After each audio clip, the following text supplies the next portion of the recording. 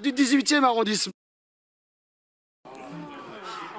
Madame la maire, charité ordonnée commence toujours par soi-même. Il y a encore quelques semaines, le maire du 18e arrondissement, M. Lejoindre, actuel directeur de campagne de M. Emmanuel Grégoire et surtout directeur de la morale de cet exécutif, nous vantait l'atmosphère de transparence et de clarté autour de vous, Madame Hidalgo. Alors qu'en est-il de la transparence? Vous vantez la démocratie, Madame la maire, mais je me permets de vous rappeler qu'il vous a fallu 4 ans pour livrer à des associations citoyennes vos notes de frais de représentation.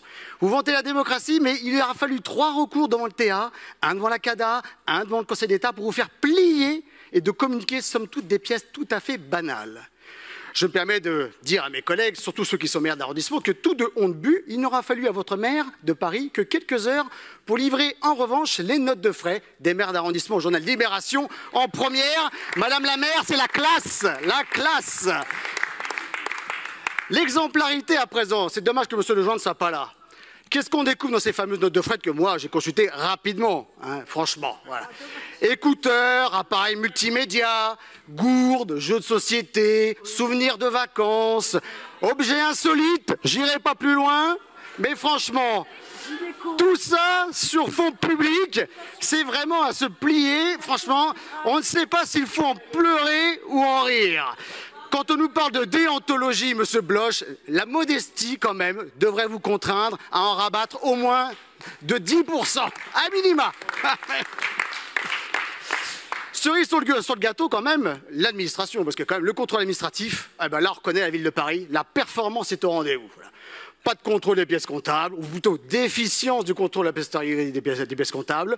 Pour les frais irréguliers, aucun recouvrement, tout va bien. Et puis, comme d'habitude, vous adorez la Cour des comptes, Madame Hidalgo, mais je vous incite vraiment à les lire, parce qu'il y a des juges qui font bien leur travail, contrairement à ce que dit M. Simondon.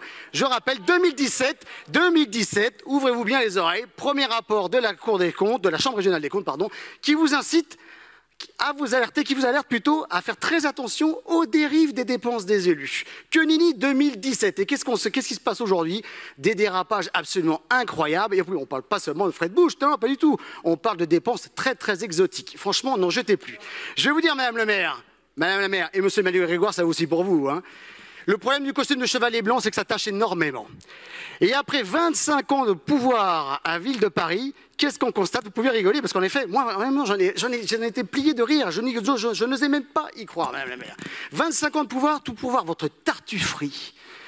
La confusion à tous les étages et le mélange de genres entre le confort privé et vos slogans, c'est une honte.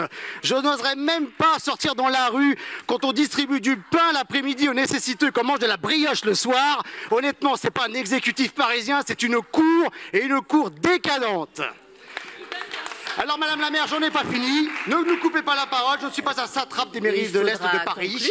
Je voudrais juste vous demander quelles sont les mesures que vous allez mettre en place pour corriger ces excès, ces invraisemblables incohérences. Et Monsieur Emmanuel Grégoire, petite cerise sur le gâteau pour vous, quand est-ce que vous allez démettre Monsieur le maire du 18e arrondissement de ses fonctions de directeur de campagne, vous qui avez indiqué dans la presse, la bonne presse Libération, que vous aviez une mentalité scandinave sur les deniers publics?